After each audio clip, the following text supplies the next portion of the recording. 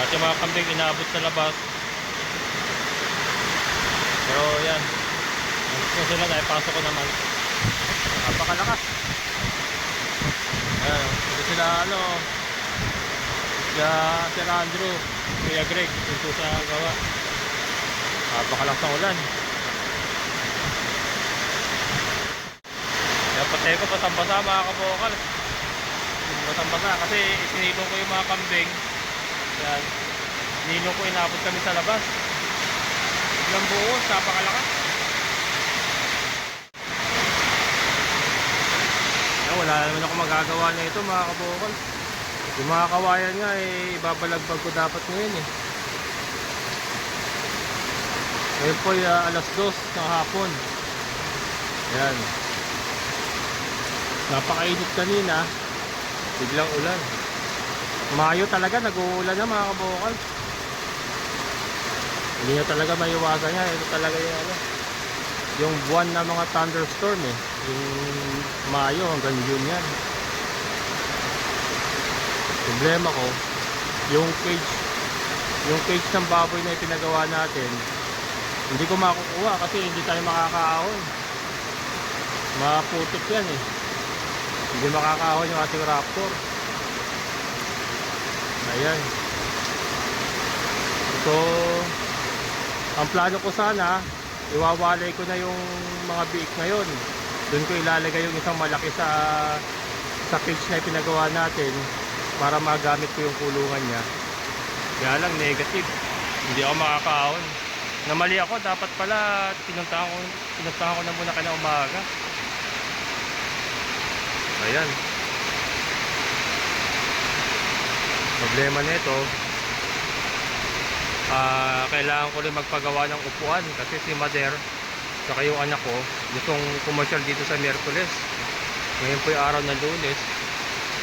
Papagawa sana ako papawelding ako ng upuan lang ba na nakalagay sa sidecar para kay Mader, para hindi mahirapan. Kaya lang yun nga, hindi tayo nakapunta sa sa pinapagawa natin ng cage.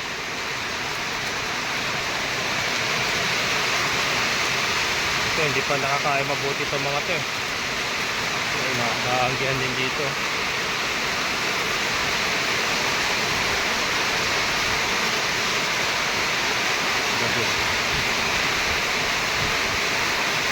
Ayan.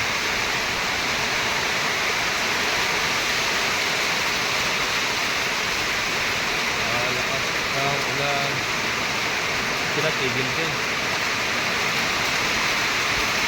Ang problema, yung motor nila Kuya Greg pala, ayan yung motor nila Kuya Greg saka yung motor ni Alfred hindi makakaahon na mamaya.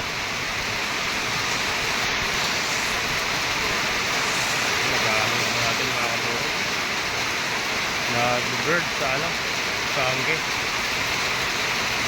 Ayan, sila Alfred saka sila Kuya Greg gagawa din sila sa akin sa Webes. Kasama si Alfred, si Kuya Marcial, yan si Kuya Greg.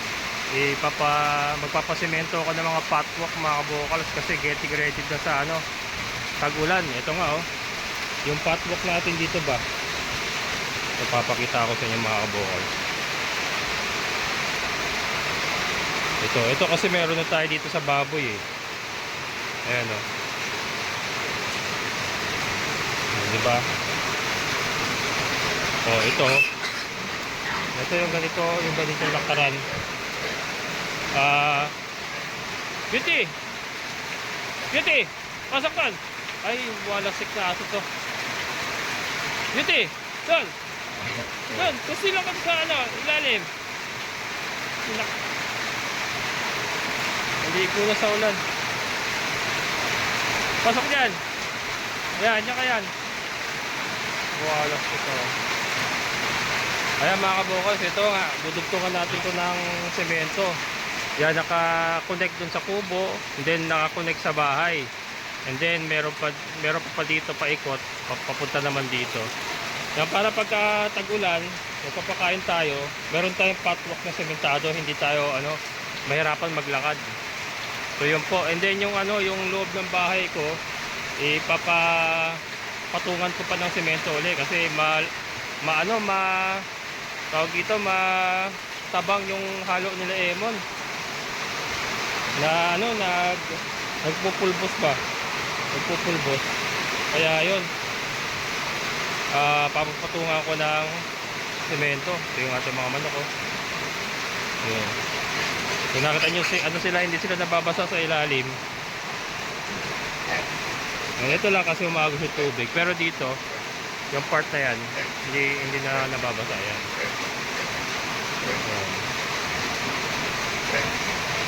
Ayan. So hindi naman sila dyan talaga. Ayusin pa natin yung kanilang area talaga namin. Pero sa ngayon at least nagagamit natin para sa kanila na sobrang dami na kasi hindi na sila kakasya dun sa brooding cage natin.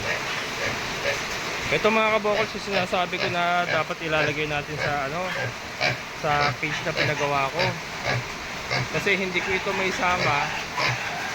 Hindi ko yan maisama dito sa tatlong to kasi ginugulpi niya itong tatlong to. Itong kulungan niya kasi ayan ang gagamitin natin dito sa anak ni Basya. Ayun, kasi si Basya mga kabukol, sirap na si Basya, saka sobrang payat na rin talaga. Kaya ang target ko nga sana iwawalay na ngayon pagkakuha ng cage. Kaya lang ito naman umulan naman ng malakas. Siguro bukas agahan ko na lang. Yan namang ulan na yan mga kabukals. Bukas pag umaraw lang yun ng mga 3 oras, matigas na uli yung lupa, makararaan na tayo. Yung ating Navara yung ating Navara ay makakaako na ulit. Joke lang. Ayan. So ito si Kimberly getting na to, condition na to mga kabukals, napurga na natin, and then ayan, bumalik na yung kanyang katawan. Although hindi pa fully bumalik, pero andyan na. Isa pa palang problema ko, ito papaayos ko, parang nagbara mga kabokals. Nagbara yung ating power spray. Hindi ko natapos yung pagpapaligo ko kanina. Si Kanor kay Kanor huminto Dadaling ko doon sa paayusan, meron doon nag-aayos din sa may sa may anggat. Yung binila natin ng grass cutter. Tumatakbo siya, kaya lang lumalabas sa tubig, baka lang nagbara sa loob. Tapos para may lumabas na langis. May lumabas na langis sa ilalim. Ayan. Ito, walay na rin ito mga kabukals. Yung anak ni Tricia, walay na rin yan.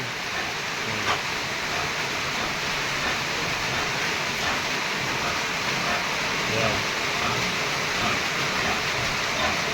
Akala ko kanina sandali lang, tagal ng ulan. Ito nga pala mga kabukals,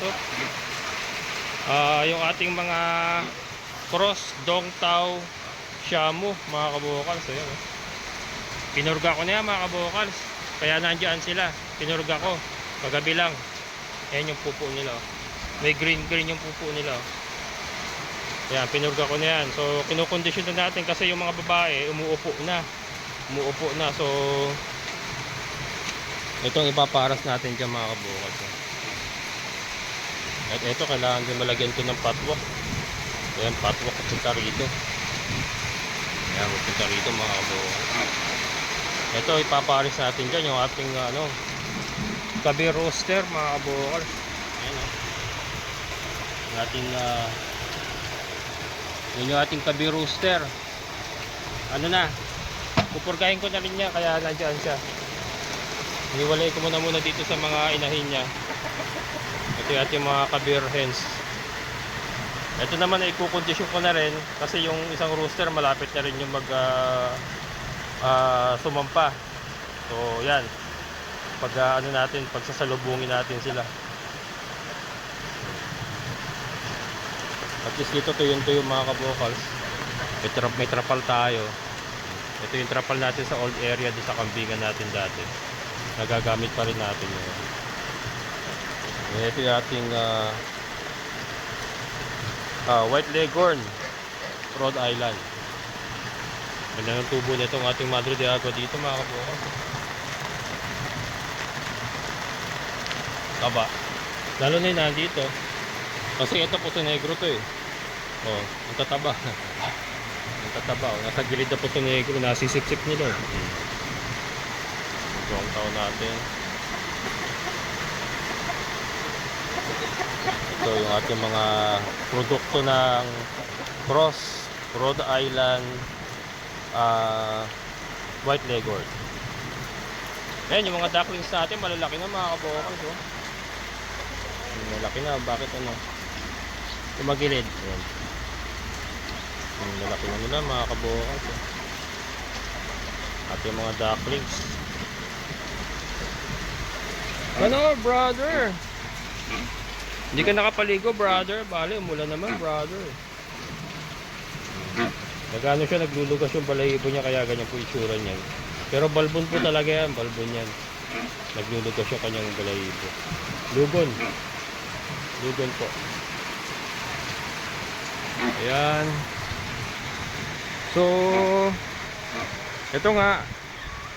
Yan, ano na lang yung mga itatapon ko na lang yung mga kawayan yan, naklear natin.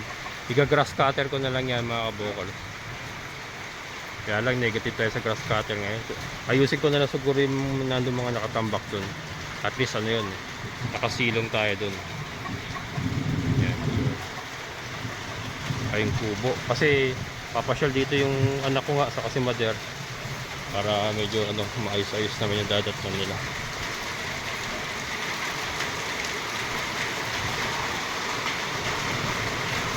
Yan. Yung ating mga layers, okay naman sila ron. Yan, okay naman natin mga layers. Na, maliligo muna ako. Nabasa na ako ng ulan. Snow! Nabasa ito, snow? Tumawa naman pala yung snow ko na yan. Maganda si snow mga kabokals, oh. Maganda si snow.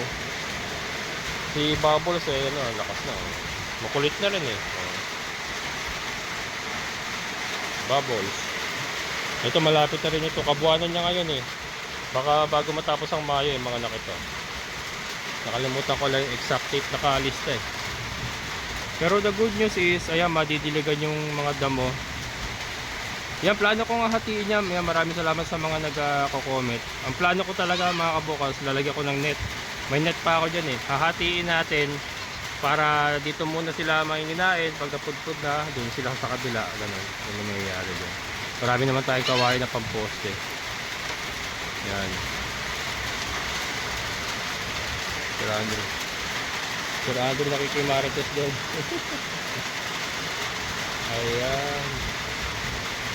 May magawa pa kaya ako ngayon. Nakakatamad kasi mga kabokas pagka ganito umulan na. Nakakatamad na kumilos eh. Ito, may mga dapat pa rin tayo ayusin dito pagka talaga pumasok na yung tag-ulan. Kailangan natin lagyan ng mga trapal yan. Kasi katulad yan, umaanggi yung mga kabokas eh. Anggi yan, no? Ayan, no? Anggi, pumapasok ang anggi. Kaya trapal. So marami pa rin talaga tayong dapat ayusin. Pero nga, unti-unti lang. Paloma.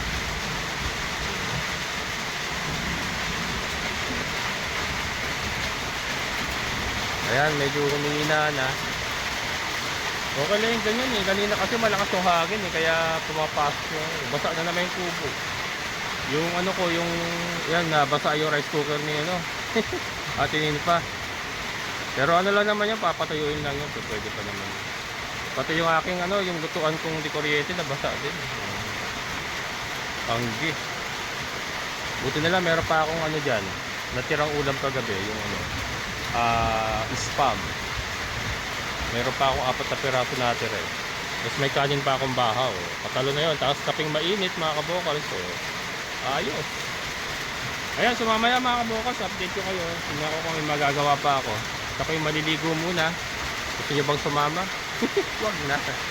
Ayan, mamaya. Ayan mga kabokals, hindi na pala muna ako maliligo. Itutuloy ko yung pagkakamada ng mga kawayan para at least maging productive yung araw natin. Kasi basa na rin lang ako, umuulan pa naman. Kaya lang, gutom na kasi ako. Hindi pa ako nalagyan. Ayan, kakain muna ako. So ito ulam ko mga kabokals. Yun, muntik pa matapon. Spam. Tapos meron tayong mainit na kape mga kabokals. Tapos meron tayong isang piratong tinapay. Kasi yung cheese ko. Yun, meron tayong cheese whiz. Kaya na lang mga kabokals, and then tuloy ko yung pagkakamata ng kawayan. Wala, hindi na ako makakaalis eh. So, imbis na tumunga na lang tayo, may oras pa naman, 2:30 pa lang. At least patapos ko yung mga kawayan. Para tama-tama yung ganyan maulan, para yung mga damo, hindi na nagagambala. Siyempre pag lakad tayo na lakad, nagagambala yung damo. Hindi makatubo mabuti yung mga.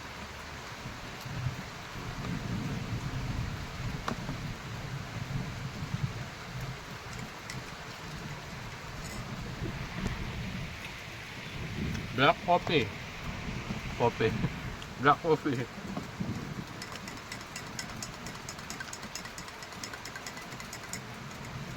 Palit muna ako sa para hindi babad yung hindi babad yung t-shirt na basa. Pero susutin ko yung pag trabaho natin.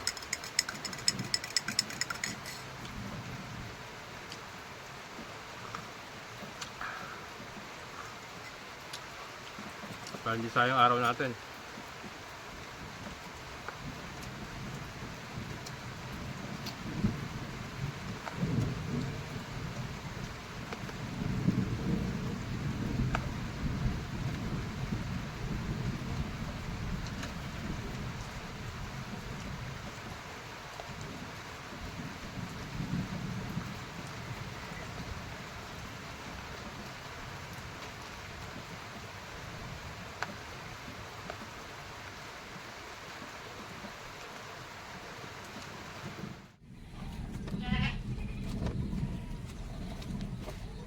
Ayan mga kabokals, tuloy ang trabaho.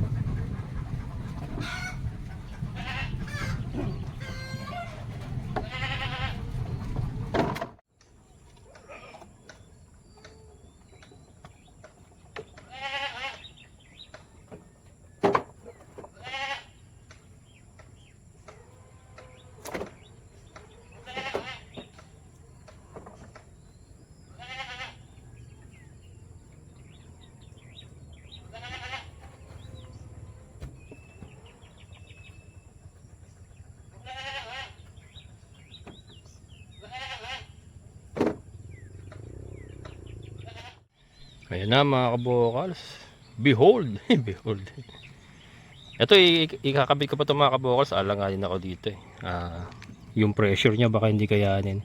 Ito mas solid yung iano natin dito sa kabila. Papako ko na lang naman yan. Pak, ganyan. Tapos alambre. So sa ngayon itong alambre na to, ito nagdadala sa tibay mga kabokals. So yun ang kailangan natin i-monitor kung nabubulok na. Yung alambre na yan. Yun ang pumipigil sa pako para hindi mabunot. Itong alambre na to.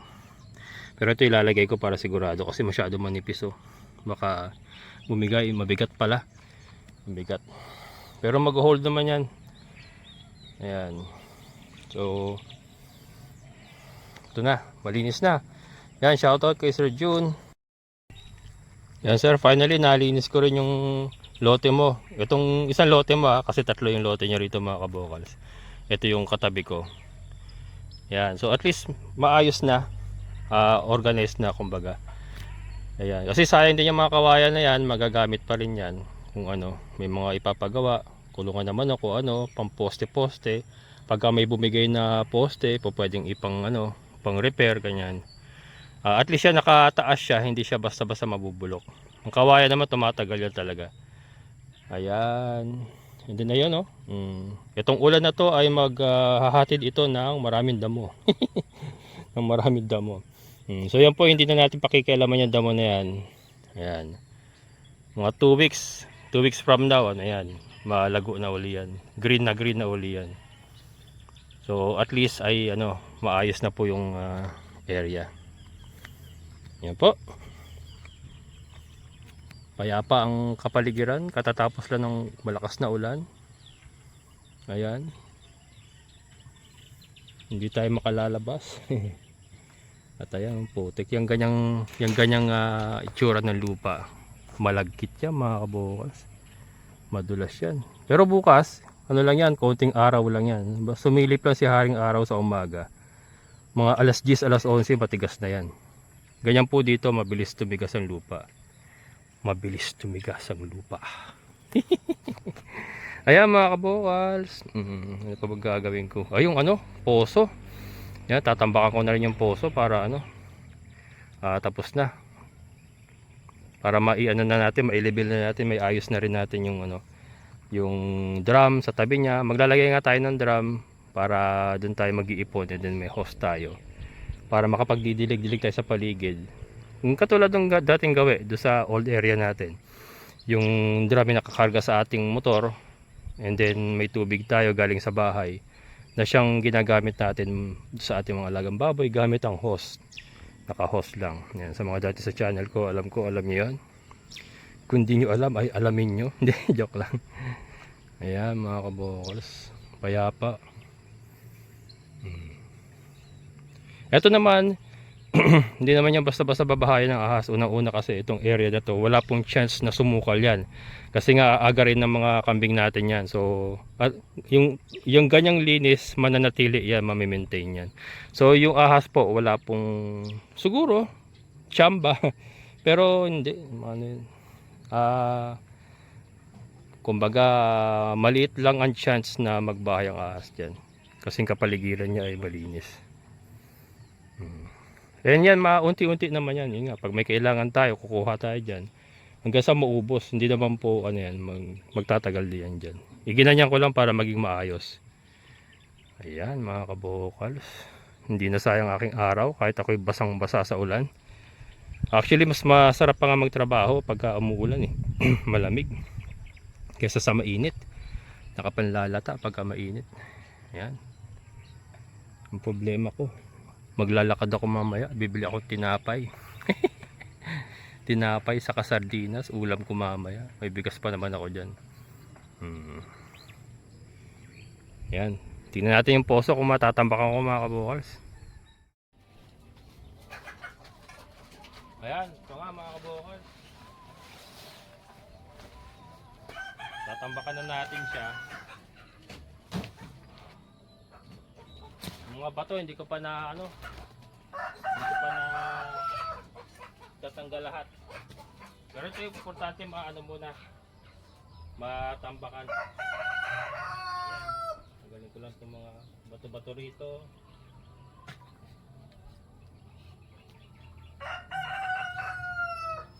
Ito. Asus. Doon na, kumain ka na, diba? Tama na. At maputik. Doon na, maputik.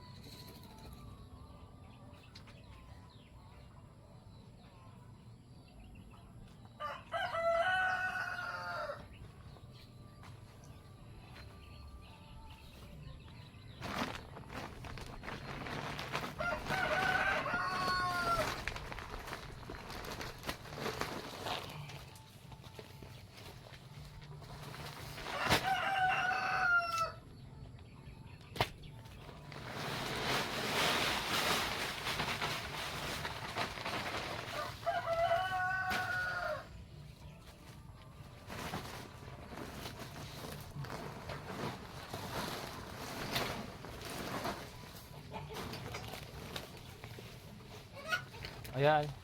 So ito mga kabukals, sabi nga ni Tata Soro, hindi na raw yung mga ganito. Kahit yung dati ko pa, hindi naman daw dapat na sinisemento na yun. Kasi yung sigaw niya, nanggagaling naman sa ilalim yan. Wala pong kinalaman yung ibabaw. Kaya lupa lang talaga mga kabukals. Hindi na hindi na raw talaga sinisemento yan. Kaya ito, tatambak na ulit natin yung lupa. Para mag-level.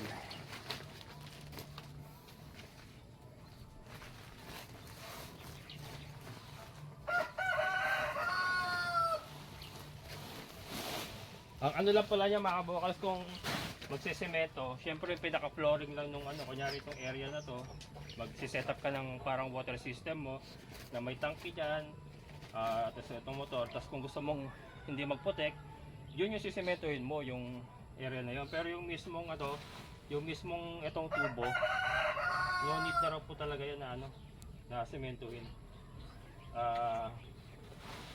Basta lapat na lapat sa ilalim yan, wala pong singaw.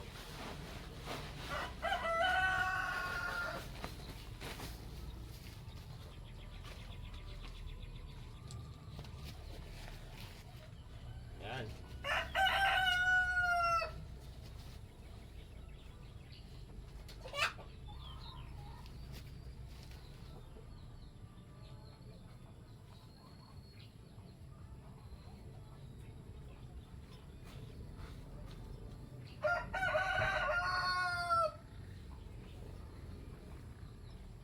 Yun.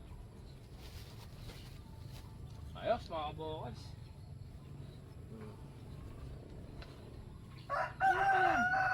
Jesus Mariosa talaga. Jesus Mariosa. Jesus. Ganun po. Putik mo na. Maligo ko na naman bukas. Dali. Dali.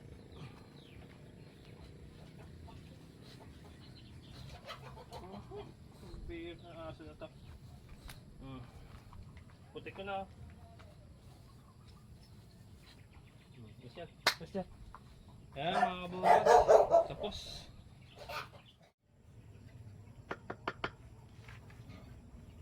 Ayan mga kabukals, so inayos na natin yung yung patungan mismo ng motor.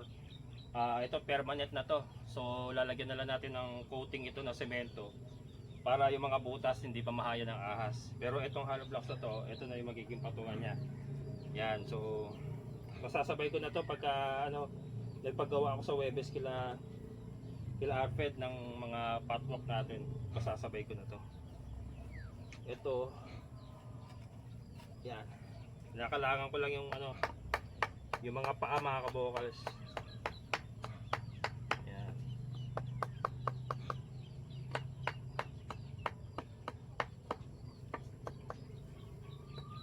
Yun. Secured. Secured mga kabukals. Ito ang ating katuwang sa ating hanap buhay dito sa mini farm. Yan, ang taga-akyat ng tubig. Yes. Ayan po ang ating ginawa mga kabukals. Ayan, so fix na po yung hollow blocks na yan. Yan na yan. Papalitadahan na lang po yan para sarado yung mga butas. And then ayan yung mga kalang natin na coco lumber. Yan na po kanya magiging forma. Ayan. Then ayan, natambakan na natin yung malaking hukay. Level na siya. Ayos. Ayan, so mga kabukals, ang dami nating na-accomplish for today. Kahit inabutan tayo ng malakas na ulan, natapos natin yung pagkakamada ng mga kawayan, nalinis natin yung kabilang lote ni Sir Jun. At ito, naiayos na natin ating motor. Natambakan ko na yung uka, level na siya. And then na-fix na natin yung kanyang patungan. Ayan, sisementohin na lang to. Yan, para hindi pasukin ng ahas yung mga butas. Kumbaga papalitadahan mga kabukals. Para hindi pasukin ng, hindi bahaya ng ahas yung mga butas. Yun ang gagawin natin dito. And then siguro kapirasong cemented area para sa patungan ng ating tangke. Yung drum saka yung ating tangke. Yung ating pressurized tank magagamit natin yung mga kabukals. Very positive ako na pag nagtag-ulan na, lalakas na po ito, at pwede na natin siyang iwanan. Kasi sa ngayon, bantayin siya eh. Ibig sabihin, pag nakaisang orokan na drum siya, nauubusan mga kabokal. So kailangan nating pagpahingayin ng 5 to 10 minutes. And then ayun, makakaisang drum na naman tayo. Malakas siya mag-recover, malakas siya magbalong, kaya lang nauubos. Hindi ko alam dahil sa ano, nilakasan ko na kasi mga kabokas, kung mapapansin niyo yung mga previous vlog ko, pinapakita ko yung tulo ng hose. Malakas na, 'di ba? Nilakasan na kasi natin yung lever, yung labas ng tubig malakas na, kaya naaagad siya. Kaya ginawa ko yon kasi yung dati hindi nga nauubos, kaya lang napakahina po ng ng labas ng tubig. So talo tayo sa kuryente. So might as well ubusin na natin yung laman. Ganun yung ginagawa ko, nilakasan ko na siya. Ubusin na yung laman ng balong, makisang drum. Alam ko naman kung kailan siya na ubusan, parang siya may lumalabas na hangin, umuugong siya. So ibig sabihin na wala na siya hinihigop. So pinapatay ko na yung yung motor. And then pag pinagpapahinga ko ng 5 to 10 minutes, and then banat na naman hanggang sa mapuno natin yung mga drum na kinakailangan. In that way, hindi tayo nag-aaksaya ng kuryente. So, 'di ba? Para-paraan lang mga kabokals, kasi talagang malalim po ang balong sa area na to. Pero don't get me wrong, meron pong tubig dito sa ating area. May tubig, kaya lang malalim ang balong. Ito nga po, 140 feet ang kanyang hukay, kinakapos pa. So ayun, kaya talagang malalim po ang mga poso dito sa area natin. Pero meron tubig, may tubig, kaya mga kabokals. Wala po akong sinasabing, baka ma-misinterpret po ako na iba na dito sa area natin ay walang tubig. Meron po, meron, kaya lang malalim talaga ang balong. Ayan, so ano pa ba? Okay mga kabokals, pack up na po muna ako at kayo na pa ako basa. And magpapakain pa ako ng ating mga alaga. So sana po nag-enjoy kayo. Very productive pong aking naging araw ngayon. At sana bukas ay ganun ulit. Unti-unti mga kabokals, maisasayos natin ito, itong ating backyard farm pa unti-unti. So hindi naman tayo nagmamadali at wala naman po tayong amo. Ayan. So sa lahat ng mga solid kabokals, maraming salamat. Sa mga silent viewers ko po, maraming salamat sa inyong patuloy na suporta. Siyempre sa ating kaibigan po ni Sir Boyet. Sir, thank you so much. So muli, ito ang inyong kabokals farmer na nagsabing sabay-sabay tayong mangarap, magsikap, at isa natin kumilos. Siguradong ulad ang ating amazing na buhay. Bye-bye!